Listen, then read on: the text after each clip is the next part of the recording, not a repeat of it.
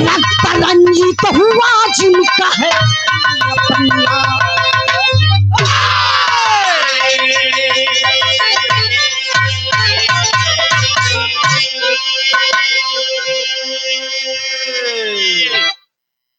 गौर करेंगे बाबू,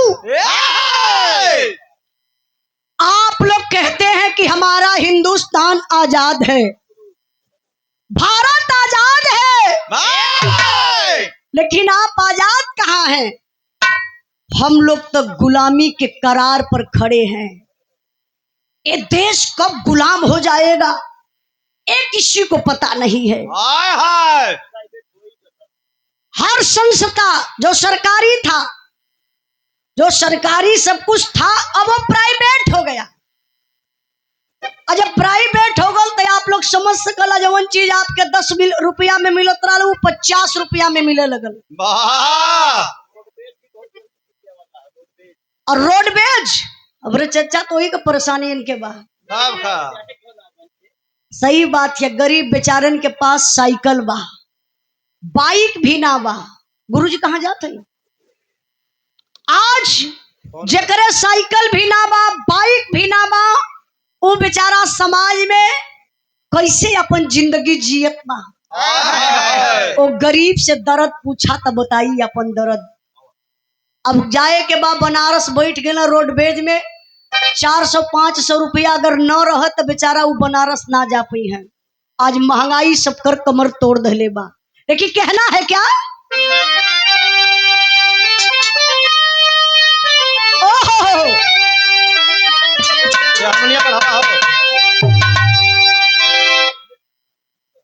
बोला था यार, बहुत बोला था, खाली देश यार ना मिला फिर।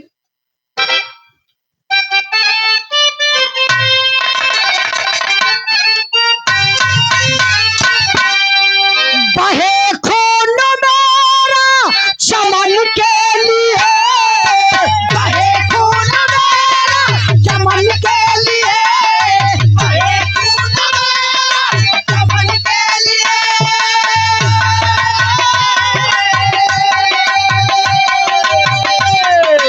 बहे खून मेरा चमन के लिए, चमन के लिए।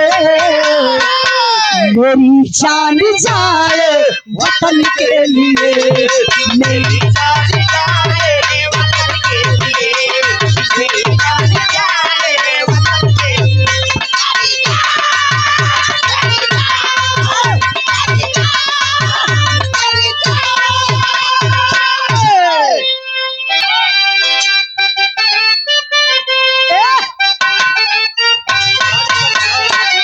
बढ़ा जो कदम है रुकेगा नहीं, बढ़ा जो कदम है रुकेगा नहीं, बढ़ा जो कदम है रुकेगा नहीं, बढ़ा जो कदम है रुकेगा नहीं, रुकेगा नहीं। भले सर कटे पर झुकेगा नहीं, भले सर कटे पर झुकेगा नहीं।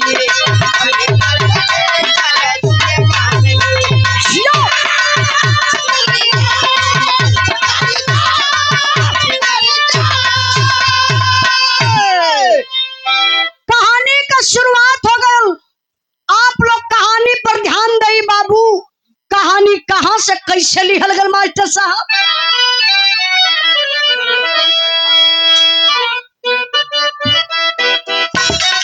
बहादुर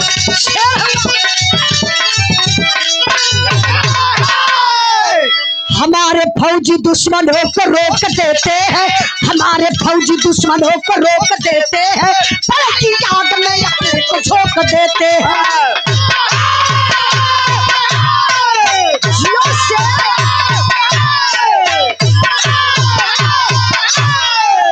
काट के छुट्टी अपनी संजय कर पलान चला, काट के छुट्टी अपनी संजय कर पलान चला, पट्टी बेल्ट कस के घर से नौजवान चला।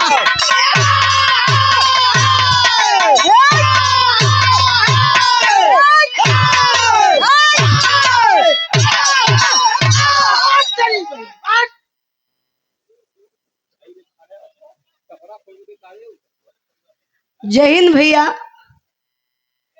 एक कौआ के खाए भर के मांस ना हो। आपका जोश तो है ना भैया। जात कहाँ हुआ? हाँ इलावा पर छह जात हूँ। अगर इनके भर्ती कर दी हल्ला आई सीमा पे चलने केशव भैया। हाँ तो पाकिस्तान वाले बेइज्जत कर छोड़ दी हैं। ये जो साले घूम सही बात है। अरे कितने पावर उठा लाने लग दे माइक मारे बोले पागल कहीं का। आई तने आप लोग बिरहा पर ध्यान दई। बिरहा का मतलब होला मेन कहानी। कहानी आप लोग समझ लिए बिरहा एकदम फरिया जाई। कहानी कहां से लिखल गई? हमरे उत्तर प्रदेश जिला झांसी जहां का रहने वाला एक व्यक्ति अभी जिसको न्याय नहीं मिला, पुष्पेंद्र यादव। आपको पता होगा जैन भैया, पुष्पेंद्र यादव जो झांसी के रहने वाला व्यक्ति था, उस बेचारे के साथ भी फर्जी इनकाउंटर किया गया इस सरकार में। आज तक न्याय नहीं मिला। उसकी पत्नी भी बेचारी उसी शोक में आत्महत्या कर ली। ये डबल इंजन की सरकार सिर्फ एक ही काम कर रही है, गरीबों का खून चूस रही है।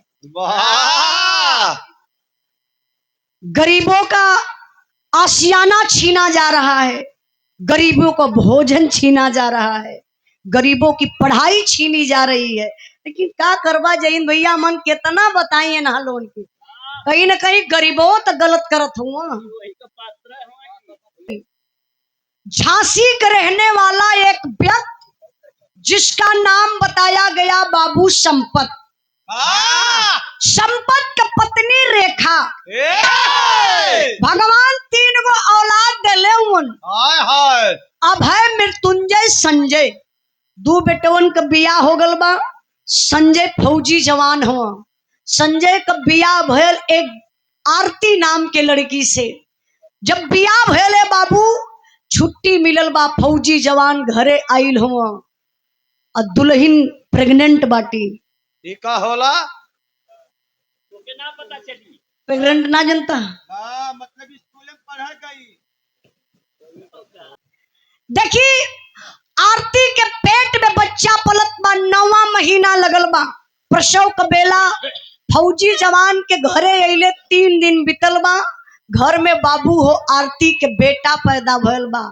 बड़ा परिवार में लोग खुश बने, सोहर गीत गवात बा।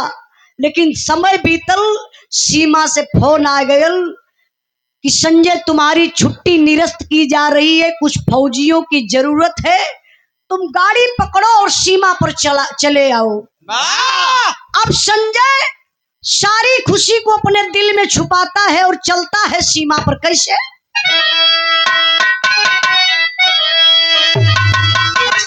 फर्ज बड़ी बढ़िया बा। हमार माई बहन लोग भी बैठल हैं, बहुत बहुत आप लोगन के भी धन्यवाद देत बनी। कि आपको पैसा देत ना हुआ लोगन। वो धन्यवाद ना देथिला, धन्यवाद ही देथिला कि आप लोग आए के बैठ गईली महफिल में, 4 चांद लग गए। नारी का सम्मान करना सीखो। घर नारी घर की लक्ष्मी होती है। कितने तो है चुड़ैल भी होनी। हाँ जैसे एकर वाली। अरे तो तुम्हारा घरे से आई है ना। हाँ कुछ नारी लक्ष्मी होली तो कुछ नारी चुड़ैल भी होली। हम कहिला नारी की पूजा होनी चाहिए। नारी हो तब, अगर चुड़ैल रहे तो नेहुरा पिठिया चरदा ईटा ला देवे के चाहिए। ई कहे बदे सुधर जाई। बाबा रामदेव के योगा फूकी दा जर जाए, ऐसा नहीं होगा। कोनो मेहरारू के पीठी पे ईटा लदाई मर जाई कि जी? नहीं भैया ऐसा नहीं होगा। केहू अपने मेहरारू के मत करवैया। देखी हम बतौली कि घर की नारी लक्ष्मी होती है। डैनिया तो है सब है जो मर्डरवा रोज करा देते हैं कि अपने पति का मर्डर करवाए के अपने आप के एकदम हीरोइन समझती है। लेकिन हर का बात छोड़ी, तनी बिरहा पर ध्यान दे। बिरहा में तर्ज बड़ी प्यारी लगल बा मास्टर साहब।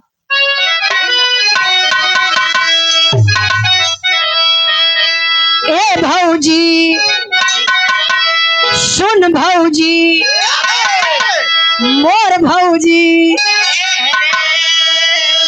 भौजी का करबो तीन तीन गो तकिया ए भौजी का करबो तीन तीन गो तकिया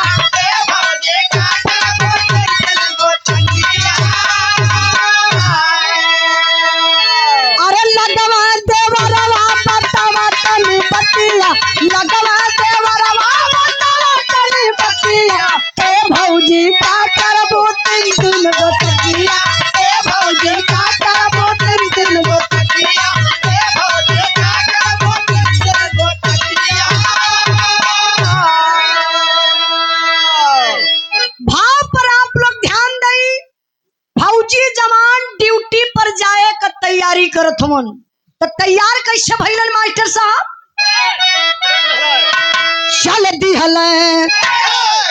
चल दिहल फौजी फौजी आई में झूम के चल दिहल फौजी आई में झूम के अरे गौवा का माट दहिना हथवा से चूम के गौवा का माट दहिना हथवा से चूम के चल दिहल फौजी आई में झूम के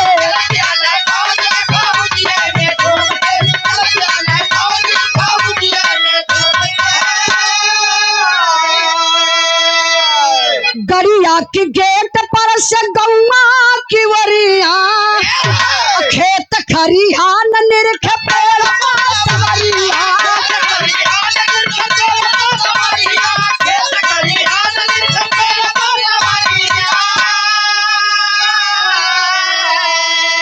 अरे बेरी बेरी देखा परिवार वोरी घूम के चल दिहल फौजी आई में झूम के बार फौजी जवान ए बाबू तैयार भइलन। फौजी जवान ड्यूटी पर संजय चल दहलन। अब ड्यूटी कहाँ लगल बा? जहाँ हिंदुस्तान पाकिस्तान का बॉर्डर बा। फौजी जवान ड्यूटी पर तैनात भयल का मास्टर साहब।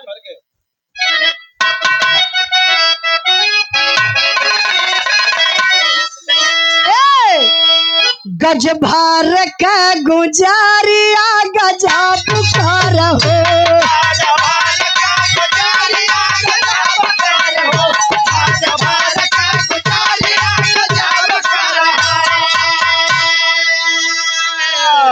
फौजी जवान सीमा पर पहुंचलन तो होत का बा मास्टर साहब?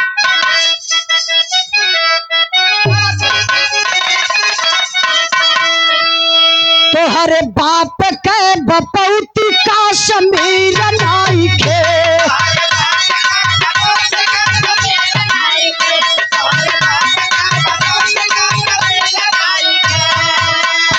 और हिंदुस्तान दोनों खाए वाला और खीर नहीं खे और खीर नहीं खे हो तोहरे बाप के बपौती का समीर नाई खे।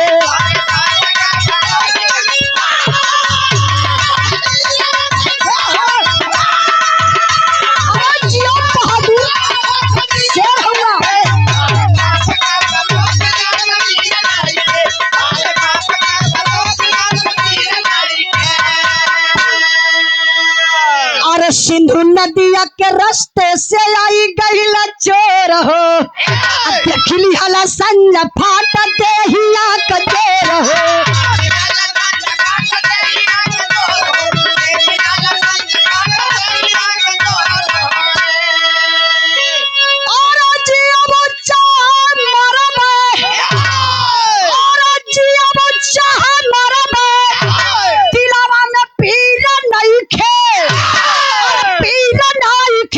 तोहरे बाप के बपौती का समीर नाई के तोहरे बाप के बाबू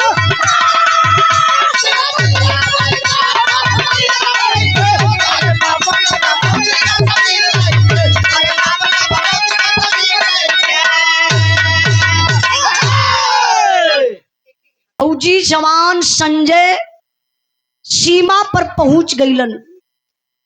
ड्यूटी कहाँ लगल बा? जहां हिंदुस्तान पाकिस्तान का बॉर्डर बा।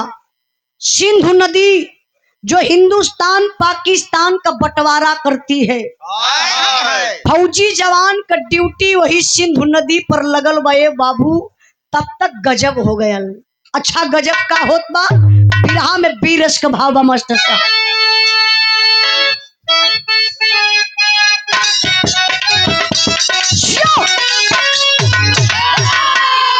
और मरला जल में छपका छप से नौजवान नवा हो गया नवा। और सातों का जनवाना नौजवान नवा हो गया नवा। और सातों का जनवाना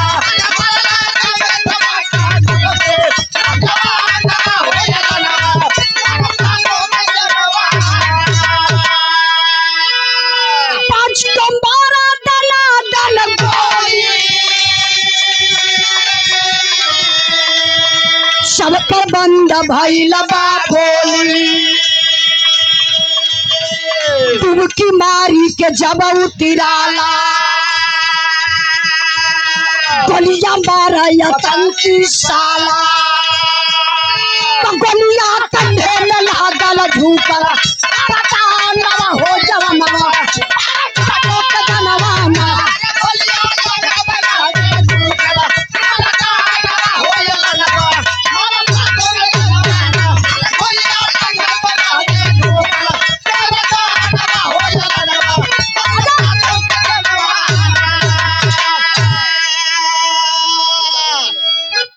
ध्यान दे बाबू, फौजी जवान सिंधु नदी पर तैनात।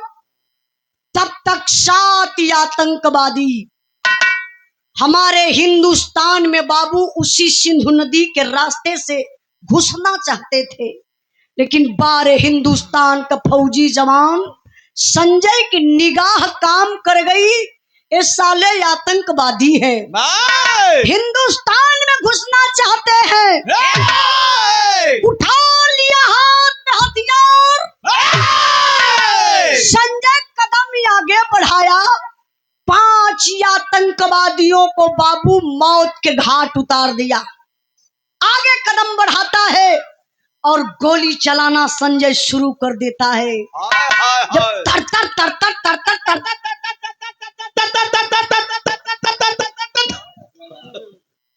हाँ साले मिक्स हो जाते गोली है। कौन गोली चलावत भैया? इनका हथियारवा कमजोर है कि तोर मशीनिया कमजोरी है? ना ना एक पाइपिया जाम हो गई है। लगत अपने हथियार का कबो बढ़िया से सफाई ना करता है। तब का तेल ओल ना लगावा तो हमें। सही बात है। अरे भैया चाहे छुरी हो चाहे तलवार हो चाहे बंदूक हो साफ सफाई कर जला। बोला फिर से। फौजी जवान सीमा पर तैनात 5 आतंकवादियों को मौत के घाट उतार देता है। अभी 2 आतंकवादी बचे हुए हैं।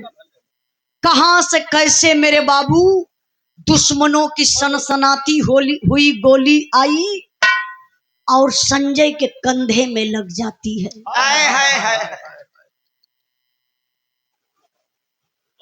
संजय अपने आप को बहुत संभाला है बाबू। शरीर है बैलेंस बिगड़ गया। संजय उसी नदी में गिरा और डूब गया। वे झुक जाते हैं, वे झुक जाते हैं, फिर भी उनका जुर्म निरंतर जारी है। उनके 10-10 फौजियों पर हमारे हिंद का एक फौजी भारी है। हिंद का फौजी संजय का अता पता कुछ न पाए हैं। सिंधु नदी में कई जगह जाल डाल छनवाए हैं। शहीद घोषित हुआ जवान बिन डेट बॉडी का दाह हुआ। 10 लाख रुपया मिला आरती का जीवन तबाह हुआ। चौथ मौत में बदल गई, चौथ मौत में बदल गई। अब सपने सारे सपने हैं आरती के ससुर संपत बोले जो सबसे ज्यादा अपने हैं। बिरहा के सुने वाले भैया बाबू, हमार बिरहा वीर रस से अब करुण रस में आ गई। थोड़ा से शांति बनाई है। ए बाबू, ए मोबाइल वाला बंद कर। अब संजय के कंधा में गोली लगल, नदी में डूबलन। कई दिन लगातार जगह जगह जाल डाल करके बाबू संजय को खोजा गया, लेकिन संजय का अता पता नहीं चला। तो सरकार हार मान करके शहीद घोषित कर देती है कि संजय शहीद हो गया। अब एक बात सोचिए आप लोग, बेटा शहीद हो गया, घर पर लाश आई नहीं। काहे से लाश मिलबे न कई तो लाश आई कहां से? खाली सिर्फ संजय के घरे एक संदेशा गयल कि आपका बेटा शहीद हो गया। भैया हो नाम लेके परिवार के लोग संजय का अंतिम संस्कार कर दहलन। 13 बीत गई। जब 13 बीत गई तो सरकार द्वारा 10 लाख रुपए का एक शहीदी राशि, एक चेक मिलता है।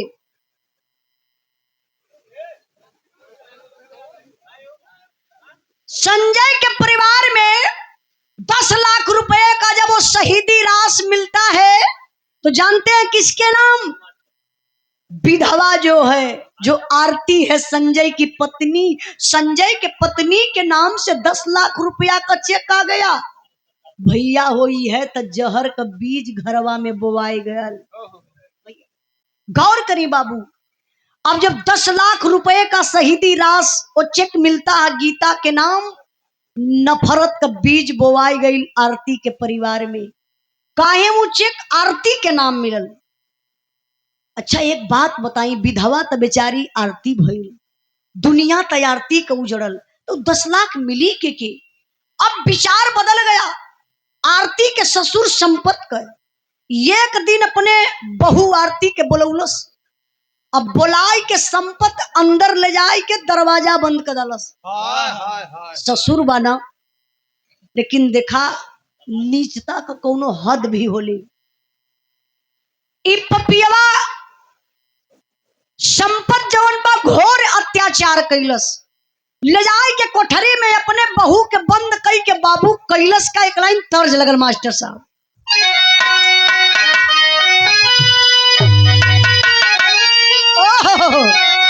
जय हिंद भैया। कहा जला कि बिरहा माने रामदेव, रामदेव माने बिरहा। हमारे बिरहा में तर्ज स्वर्गीय रामदेव गुरु को लगल बा। ई हमार पापा हमके सिखौले बड़न। कैसे कि कोरी कहता रे सासु दाहिया जमावले, कि कोरी कहता रे सासु दाहिया जमावले, अमृत डालनी जोरनवा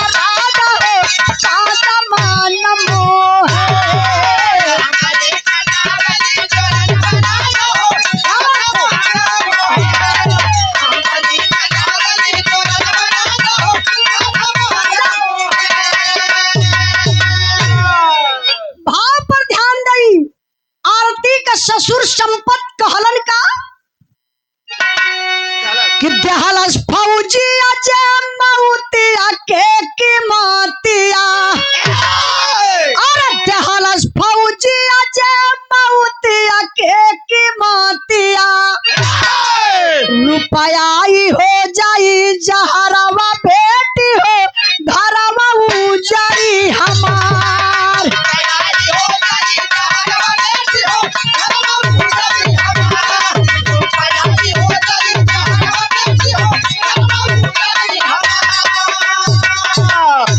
रुपया जमा तू कादा हमारा के नाम से, खर्चा कराब खाली तोहरा ही काम से।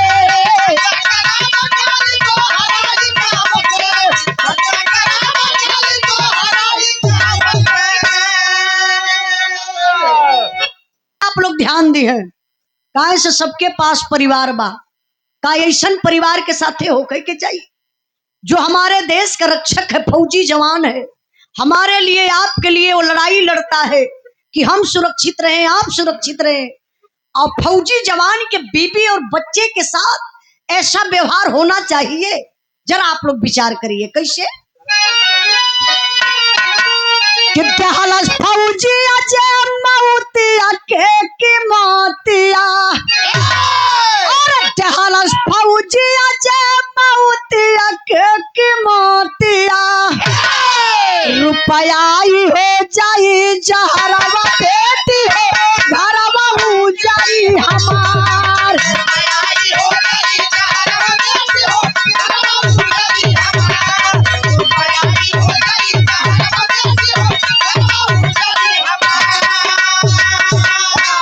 रुपया जमा तू का दा हमारा के नाम से खर्चा कराब खाली तोहरा ही काम से।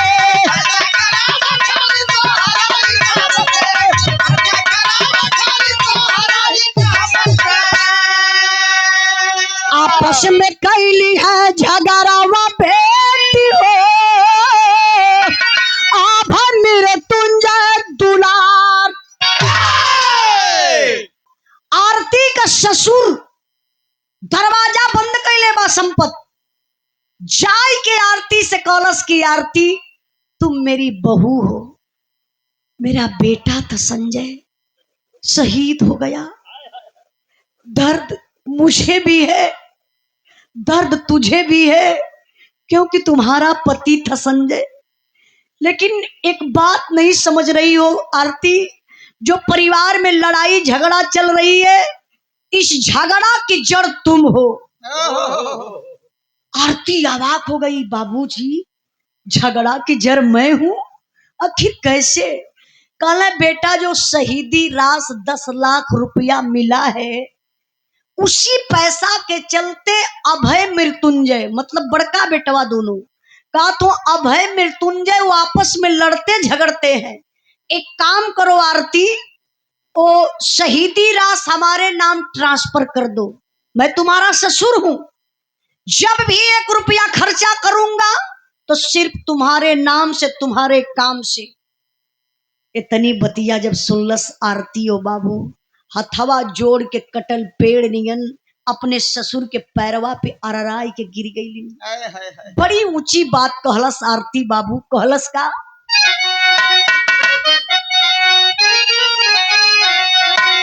अरे मोरे राम रुपया तो के लऊ के बाबूजी जियता नाश हो गईला पता लौटा कहिया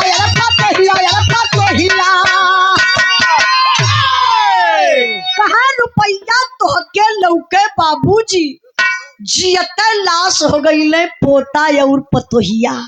कल बाबूजी मैं विधवा हूँ, लाचार हूँ, जवनिये में मैं विधवा बन गई, मैं एक लाश बन के जी रही हूँ। आपको 10 लाख रुपया दिखाई दे रहा है, क्या वो 10 लाख रुपया से मेरा पति वापस आ जाएंगे? कभी नहीं आएंगे बाबूजी, पैसा जहां उसको रहने दीजिए। अरे बाप रे बप्पा, इतनी बतिया जब आरती का ससुर सुनलस अब ओकर दिमाग चक्कर खाए लगल। कहला 10 लाख ना देई, जुगाड़ कुछ करे के पड़ी। ए बाबू धीरे धीरे समय बीतल, समय देखा जेकरे ऊपर कहा जाला कि समय का चक्र चलेला ना तो अच्छे अच्छे लोगन के धाराशाही कह देला। आरती का खाना पानी परिवार में बंद हो गया, आरती बीमार पड़ गई, छोटा बच्चा है वो भी बीमार पड़ गया। कोई परिवार में सहारा नहीं दे रहा है कि गीता आरती के बच्चा को ले जा करके दवाई करवा दे, क्योंकि इकलौता बेटा था।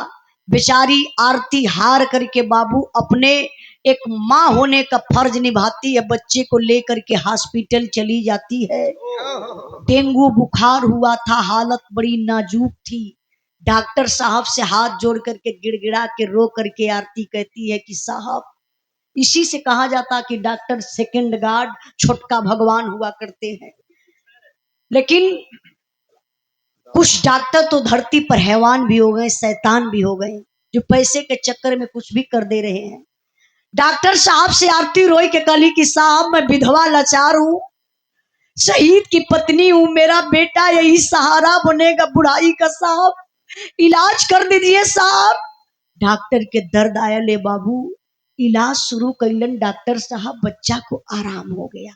बड़ी खुशी की बात है, बच्चा को आराम हो गया। डॉक्टर साहब बोले कि आरती 30,000 रुपए की जरूरत है, जो दवा का खर्च है वो तुमको देना पड़ेगा, बाकी खर्चा मैं समझ लूंगा। 30,000 कहाँ पाएगी विधवा लाचार बेचारी, चेक बहिन भजले ना बा।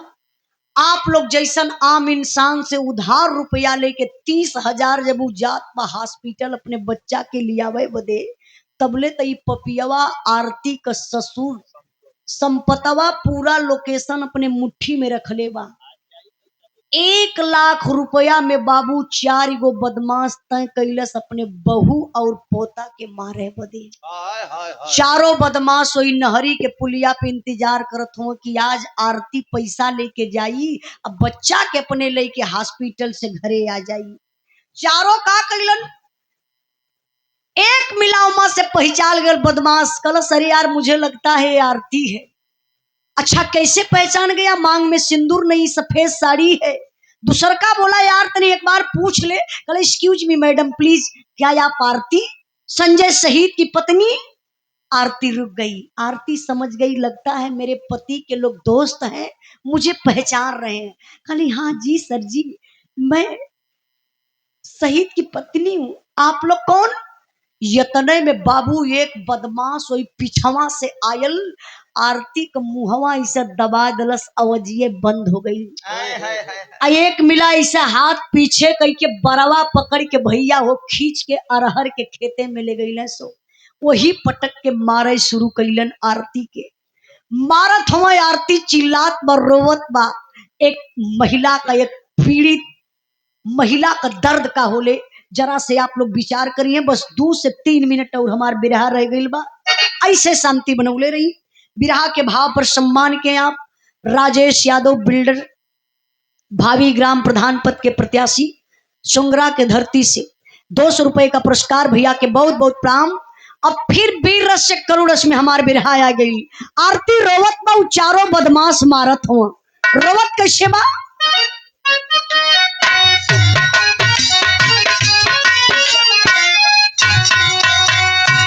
शौक सिंगरवा जे कर छिनल गोसाइया, रे छिनल गोसाइया हो, पैमा का बरल के तू मार दी।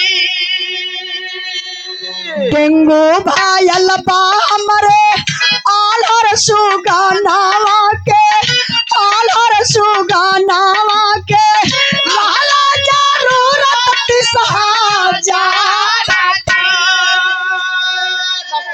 डॉक्टर के देवे खातिर, चेकअप करावे खातिर, चेकअप करावे खातिर, लवताली रुपया उधार दे।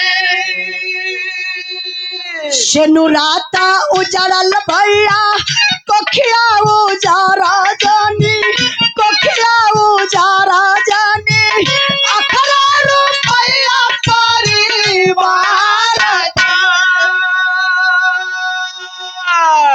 आरती रो रही है, भैया मुझे मत मारिए, मार देंगे आप लोग ना, मेरा छोटा सा बच्चा है, आलहर बच्चा है, हॉस्पिटल में भर्ती है, मेरे परिवार के लोग देखने तक नहीं जाएंगे, मत मारिए भैया। लेकिन फिर भी वो पापी नहीं मानते, मारते हैं। बेचारी समझ गई कि जो मेरे पास 30,000 रुपया है, लगता है इसी के कारण लोग मुझे मार रहे हैं। बेचारी बैग का चैन खोलती है, 30,000 निकाल करके उन पपियों के हाथ में रख दहलस, फिर भी वो मारते हैं। संजोग देखिए, उसी रास्ते से फौजी जवान जा रहा था, जो छुट्टी पर घर आया था, रोने चिल्लाने की आवाज सुनाई दी। फौजी जवान ठहरा, रुका, सोचा रे किसी अबला की आवाज, किसी को मदद की जरूरत है। छुप करके अरहर के खेतवा में देखल बाबू, फौजी जवान के कंधे पर बैग रहल, बैग को निकाल कर फेंक दिया, दौड़ कर गया उस अरहर के खेत में। आरती के पास पहुंचे में तबले चारों बदमसवा आरती के छोड़ के चार दिशा में भगलन। तबले जाय के एक कहे कालर पकड़ के फौजी जवान लेके आयल आरती के सामने खड़ा कैलस। कलश साला एक महिला की तुम मदद नहीं कर सकता तो तुम लोग मार क्यों रहे हो? तो बदमाश नया नया हाथ जोड़ी ललस कले, हे सरकार आप हमान के मत मारी, ई आरती इनकर पति संजय शहीद। और ये जब वो जवान सुना कि संजय शहीद, दिमाग उसका बदल गया कि अरे यार वही संजय क्या जो मेरे साथ ड्यूटी कर रहा था। इस संजय की बीबी ये आरती है। फौजी जवान कुछ बोला नहीं, अपने दिमाग को इस बात को रख लिया और वो बदमाशवन से कहले कि अच्छा मैं ये जानना चाहता हूं कि तुम लोग इसको मार क्यों रहे हो? तो बदमाश का कहत बटा जान तुआ कहले कि साहब इनकर पति जब शहीद हो गईलन तो इन आरती के 10 लाख रुपया शहीदी रास मिलल बा। इनकर ससुर संपत हमान के 1 लाख रुपया दी है, 9 लाख अपने ली है। हमान के 1 लाख रुपया में सौदा कैले हुआ इनके मारे के बाद और इनके बच्चा के मारे के बाद। इतनी बतिया जब बाबू फौजी जवान सुनलस, सोचे लगल कि ओ यहाँ तो पैसा का मामला है। अगर मैं आरती को यहाँ बचा लेता हूँ, आरती को सुरक्षित घर भेजवा देता हूँ, एक ना एक दिन आरती का ससुर और 10 लाख रुपया के चक्कर में पड़ करके आरती को मार डालेगा। दिमाग लगाया फौजी जवान, बोला देखो तुम चारों और मैं इसी विभाग से हूं, मैं भी जान मारने का काम करता हूं। एक काम करना, संपत से जा करके तुम लोग 1 लाख रुपया ले लेना और इस औरत को तो मैं मारूंगा, मार कर ऐसी जगह फेंकूंगा कि पेपर पत्रिका भी नहीं बोलेगा। ए भैया फौजी जवान देवानंद आरती के ले के चल रहा है। अब यार चारों बदमाश अपने अपने घरे गए। धीरे धीरे कई दिन बीतल। चारों बदमाशवा रोज टीवी देखत हुआ, न्यूज देखत हुआ, पेपर पढ़त हुआ कि आरतिया के मार के फेंकले होई तो पेपरवा बोलबे करी। कहीं कुछ पता ना चलल। 4-5 दिन के बाद चारों बदमाश गईले वही संपतवा के दुआरे। और संपत दुआरे ऐसन बैठल हुआ, बाप रे बप्पा देखे में लगे कि कई गाय का हत्या इनके लगली है। एकदम चिंगुरी के बटूर के बैठल हुआ कि कौनो संदेशा मिलल ना। तब ले चारों बदमाश दुआरे पहुंचले संपत के। लमवा से चारों का तो कक्का इशारा करतुआ कि आरतिया के मार के मान फेंक डाली। तो बुढ़वा का कहा था चुप चुप चुप, इशारा कैलस के पीछे से घर में आवा ताकि टोला पड़ोसा में क्यों देखा जाना ना। ए भैया जब चारों बदमसवा अंदर गईलन तो जाय के संपतवा हाथ गोड़ धोई के बढ़िया से फ्रेश होके फ्रेश माइंड से गयल घर में। बुढ़िया से कहला से बूढ़ा आरतिया खत्म, मर गई आरतिया। तो बुढ़िया कहा दिया हे बुढ़ऊ सच्चू की मजाक करत हुआ, इतना जल्दी कैसे मर गई? बुढ़वा कहला एक काम करा कि पहले 1 लाख रुपया लिया के दा और यूं देखा तू 4 मामा लोग खड़ा हुआ ना, इहे लोग मरले हुआ। तो बुढ़िया कहती जय हो भगवान, बढ़िया भल की रानी गईनी दुनिया छोड़ के। जाय के बाबू हो बक्सा खोल के 1 लाख रुपया निकाल के बुढ़िया वो चारों बदमाशन के दहलस। बिरहा के सुनने वाले भैया बाबू जरा सोचिए, विचार करिए, अगर कहीं ऐसन कांड वो बुढ़िया के बिटिया के साथे भेल हो। जय हिंद भैया। 1 घंटा में 8 दिन बेहोश हो। आज भी वो पपिनिया हॉस्पिटल में रहत। अब लेके चारों बदमाश 1 लाख रुपया लेके 9-2-11 हो गई। अब यहाँ का बात छोड़िए आप लोग। बुढ़वा सोचत बा कि 10 लाख रुपया हमरे नाम ट्रांसफर हो गई हुई। धीरे धीरे समय बीतल, तनी से आप लोग दिमकवा लेके चला जहां फौजी जवान के गोलियां लगल बा, जहां नदिया में फौजी जवान डूबल हुआ, वहां का होत बा बिरहा में आल्हा का लाइन। मास्टर साहब आल्हा का लाइन बा। तब तक भैया बगल वाली पार्टी के चाय पिया पानी पिया दी काश हमार बिरहा खत्म होके जात बा। तैयार करी आई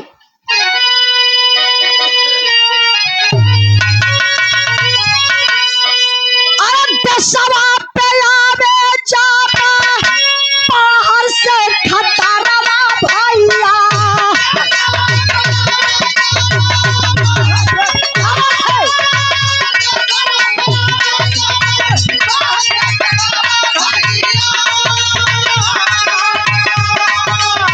फौजी ले संभालना हाथ पे जान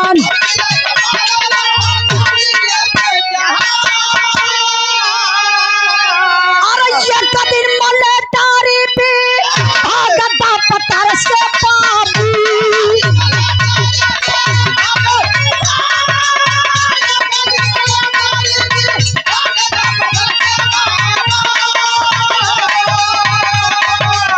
गायक मलाह देने लगा है बयान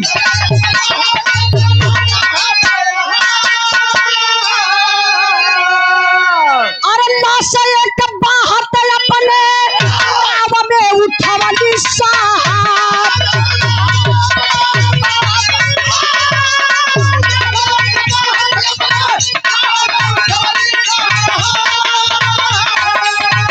गौर से हम देखली बचल रहल परान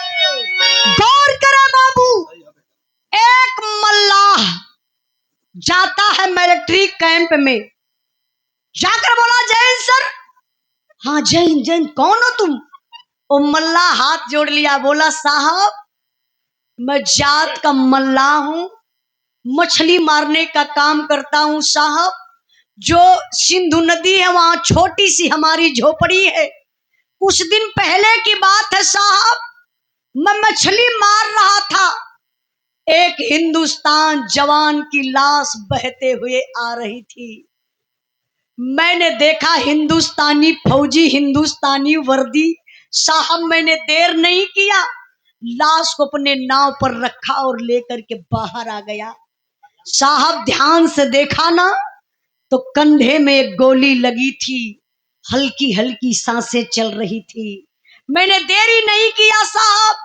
ले जाकर के हॉस्पिटल में भर्ती करवा दिया साहब आराम हो गया है वो जवान अपने परिवार से मिलना चाहता है मेरे पास इतना पैसा नहीं है कि मैं ले जाकर के मिलवा सकूं साहब मदद करिए मैं इसीलिए आया हूं जब कुछ फौजी जवान जाकर के बाबू हॉस्पिटल में देखते हैं संजय को देख करके अवाक हो जाते हैं अरे भाई संजय तू तो शहीद हो गया था तू जिंदा कैसे मिला संजय रो करके अपनी बात को बताता है कि मैंने 5 आतंकवादियों को मारा मुझे इतना याद है 2 आतंकवादी बचे थे कहां से कैसे दुश्मनों की गोली आई और मेरे कंधे में लग गई मैं अपने आप को बहुत संभाला लेकिन मेरी शरीर संभली नहीं बैलेंस बिगड़ गया मैं नदी में गिरा और डूब गया इसके बाद क्या हुआ मेरे लिए भगवान तो ये मल्लाह हुआ इन्हीं से पूछ लीजिए अब तब ले मीडिया वाले पहुंच गए टीवी पर दिखावे लगल जो संजय शहीद हुआ था वो जिंदा मिला कल सैनिक सम्मान के साथ संजय के परिवार से मिलवाया जाएगा ए बाबू टीबिया पूरा हिंदुस्तान देखत रहल वह टीबिया संपतवा सरवा देखत रहा जब उस संपतवा टीवी देखलस तो बुढ़िया के बोलौलस कल हे बूढ़ा कल यहाँ आवा बुढ़िया कल का बुढ़ऊ दिन रात यहाँ कैले रहला कहा चश्मा ले के आवा हई देखा टीबिया पे का आवत हो बुढ़िया चश्मा लगाई के जब देखत बाबू ने तो देखलस तक कहत कहो बुढ़ऊ ये अपने संजैया मतिन कौनो लगत बा बुढ़वा कल नानी चिन्हत ना हऊ अपन बेटवा संजय बा देख बुढ़िया केहू का कुछ बिगड़ले ना रहली घर में खुशियां आवत बा अब खुशी गिनावत बा बुढ़वा संपतवा काला पहली खुशी आरतिया मर गई। दूसरी खुशी 10 लाख हमारे नाए ट्रांसफर हो गए हो। शहीद रसिया रसिया के बताओ था, कहा था कि 10 लाख शहीद रास वो हमके मिल गए हमारे नाए ट्रांसफर हो गए। अब तीसर की खुशी देख बेटवा जिंदा मिलल। चौथ की खुशी सुन बुढ़िया, संजैया का तो ऐसन बिया अब की करब ना, हाँ दहेज ले टोला परोसा देखी रे। हाय हाय हाय अच्छा तय वही ये पपियवा के धने का कमी बा।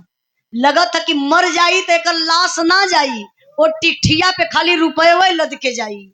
एक सोच देखा।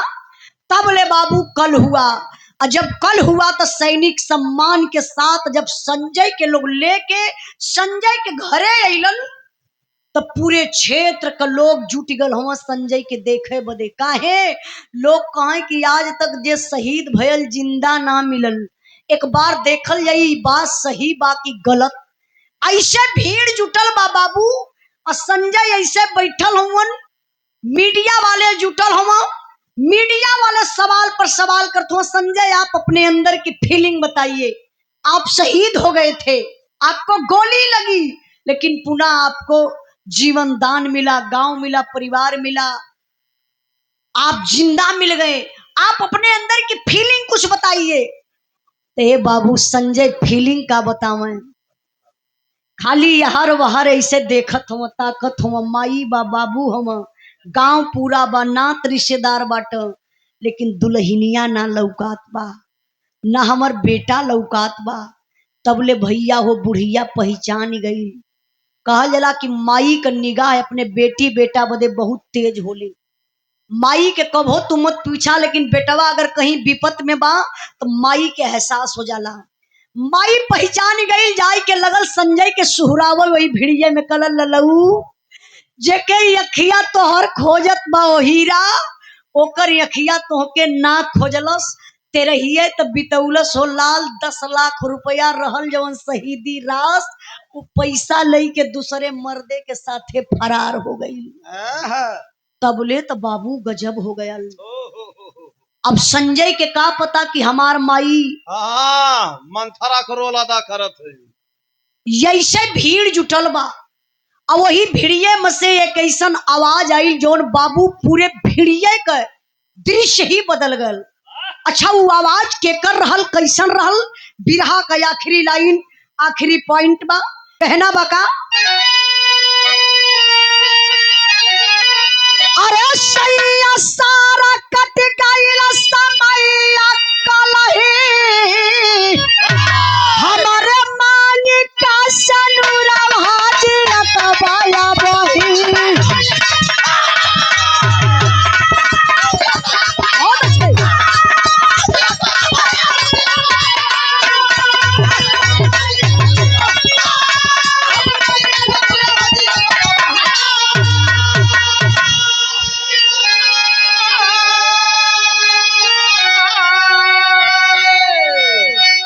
जोर से आवाज आई, सैया सैया सारा कट गईल समैया कलही, हमरे मांगी का सनुरवा जियत बया बही।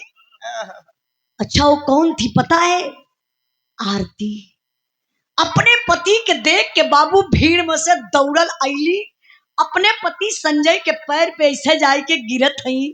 तबले तो संजय खींच के मरलस एक तमाचा। कला सरे दुष्टी औरत, मेरे शहीद हो जाने के बाद 10 लाख शहीदी रास मिली, और उस पैसा को लेकर के तू किसी पराये पुरुष के साथ में चली गई।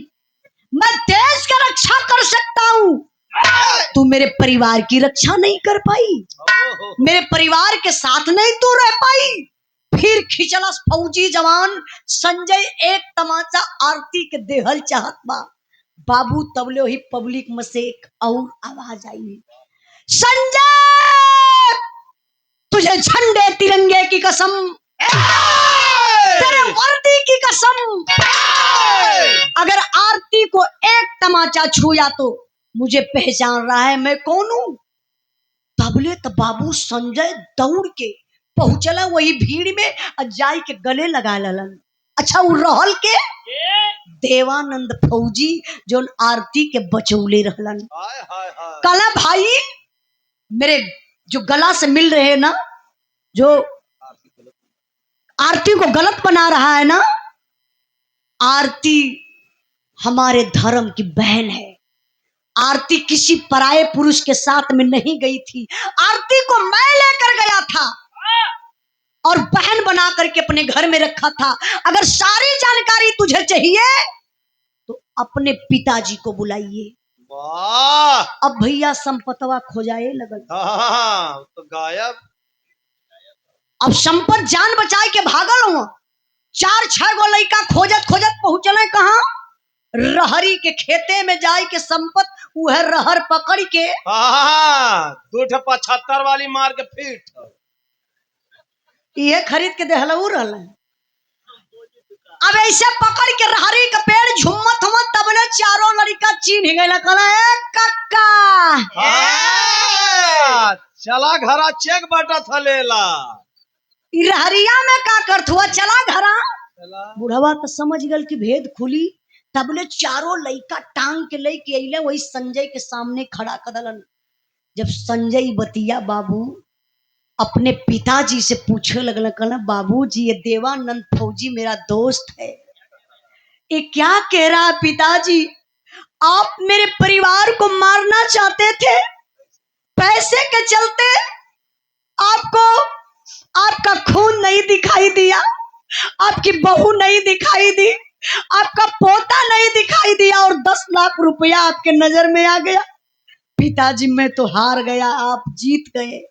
सारा प्रॉपर्टी, सारी रुपया पैसा जो कुछ भी है आप ले लीजिए, क्योंकि आपको धन से मोहब्बत है, परिवार से नहीं।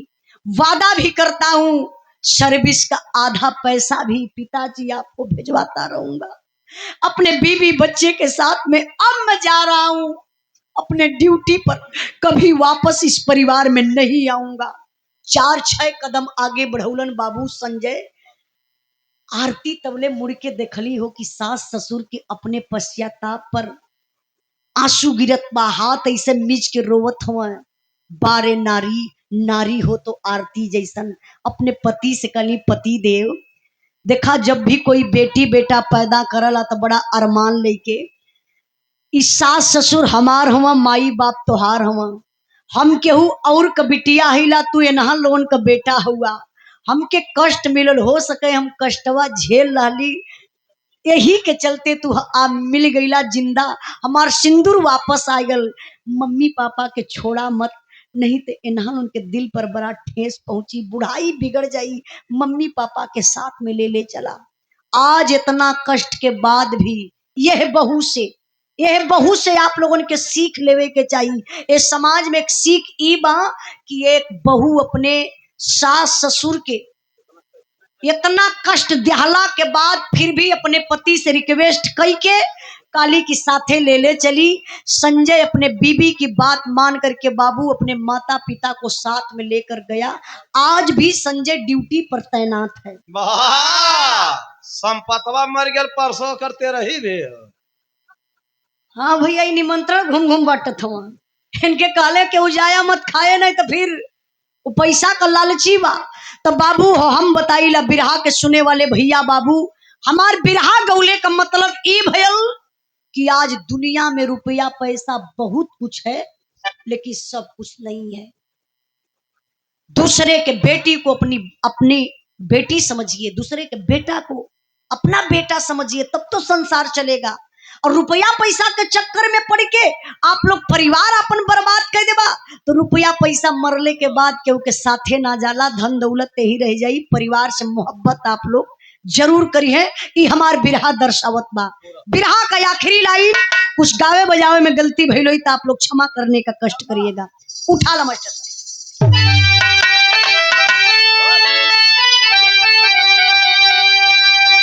गुरु बिहारी गुरु गणेश गुरु राम लाल गुणकारी, स्वर्ग गए चंद्रिका कवि मुन्ना जी बने पुजारी।